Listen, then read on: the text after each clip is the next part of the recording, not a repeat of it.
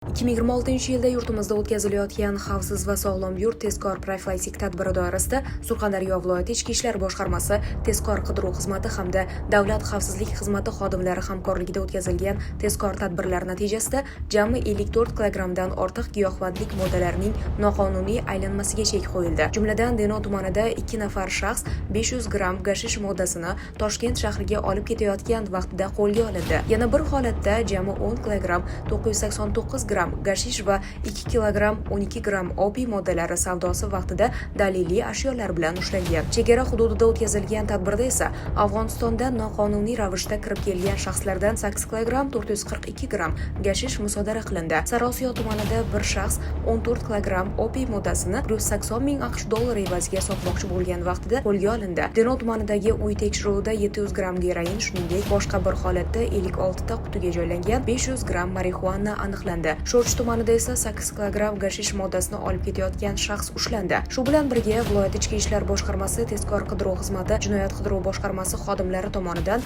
qurol-yarog' va o'q-dorilarning noqonuniy aylanmasiga qarshi kurash doirasida 15 ta jinoyat va 137 ta ma'muriy holat aniqlandi.